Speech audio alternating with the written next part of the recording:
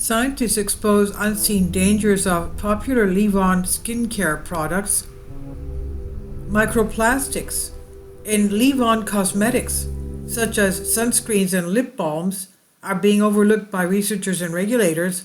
While most regulations focus on rinse-off products, leave-on products could contribute significantly to environmental pollution and health risks.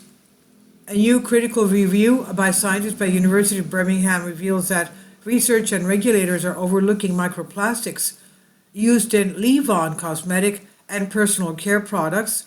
The paper was published in the Journal of Hazardous Materials and reveals a concerning lack of testing on leave-on products such as sunscreens, moisturizers, hand sanitizers, deodorants, and lipsticks, which could contain ingredients that carry both environmental and health implications. Dr. Anna Kukula from University of Birmingham said, "We have conducted a comprehensive systematic review of the current state of knowledge regarding microplastics in cosmetic and personal care products. Our analysis reveals a significant oversight in current research and global regulatory frameworks that predominantly concentrate on rinse-off products. The contribution of leave-on cosmetics to microplastic pollution is a critical yet underexplored aspect of environmental contamination.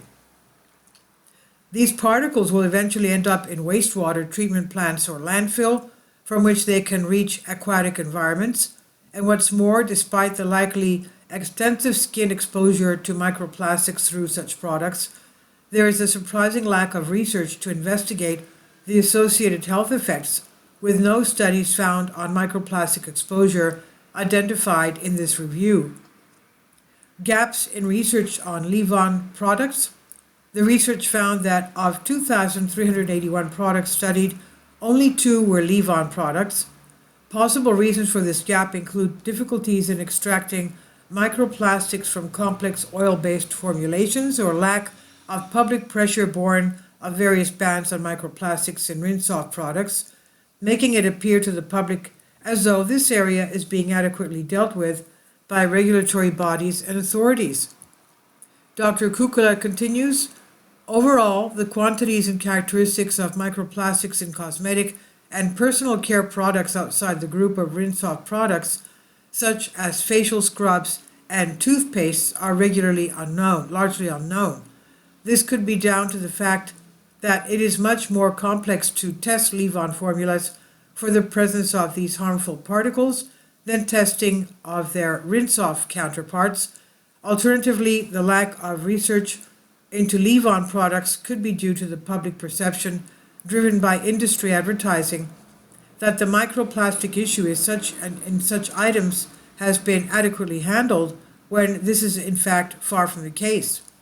The only regulatory measure adequately handling leave-on cosmetics is the new European Union microplastic ban, which comes into effect in stages from 2027 for rinse-off cosmetics and in 2029 for leave-on cosmetics, and not until 2035 for lip, nail, and makeup products, as others focus only on rinse-off products. From a health perspective, the reality is that there is very little knowledge about what happens to these products after they're applied to the skin. There are several possible routes through which these ingredients can be taken up by our bodies, depending on the mode of application of the product. Lip balms can be swallowed, for example, while it's possible that smaller sized plastic particles could penetrate through the skin and into the body via hair follicles and sweat ducts called the transappendageal route. Given how much of these formulas our bodies can and do absorb, it's concerning that little to no research has taken place to investigate the associated health effects, something that needs to be rectified. Misuse of the term microbeads. The paper suggests that the term microbead, which specifically applies to rinse-off products, has been misused as a catch-all phrase for all microplastics in cosmetics and personal care products in the literature related to product testing, and argues that this has resulted in shortfall in microplastic regulations globally, which have been skewed towards the rinse-off products. Thus, a potentially significant part of the microplastic contamination from leave-on products is being unintentionally missed from global legislation. Dr. Kukula concludes, this research effectively demonstrates that leave-on products are chronically understudied, leading to a major knowledge gap, and highlights the importance of developing new analytical methodologies to aid future regulatory enforcement efforts. Building on this analysis, collaborative funding via the Birmingham, Illinois Partnership for Discovery, Engagement and Education, BRIDGE for short, has been secured by Professor Iseult Lynch, University of Birmingham, and Dr. Sophie Comer-Warner, University of Illinois Urbana-Champaign, to develop methods for extraction, analysis, and identification of microplastics from leave-on cosmetics to begin to fill in the identified knowledge gaps. Professor Lynch notes that while the microplastics themselves might be relatively benign, a number of other chemicals are intrinsically bound into or onto the microplastics in complex leave-on formulations, including potentially PFAS, plasticizers, and other chemicals known to be either carcinogens or endocrine disruptors.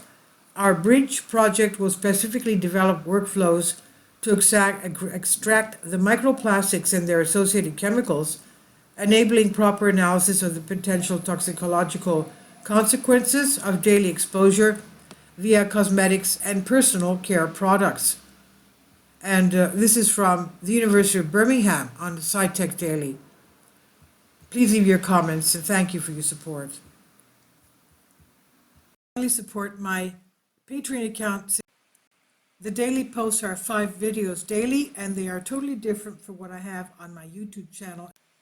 Thank you so much for your support and that you find all my content so interesting. You'll find the Patreon account details in the description box below.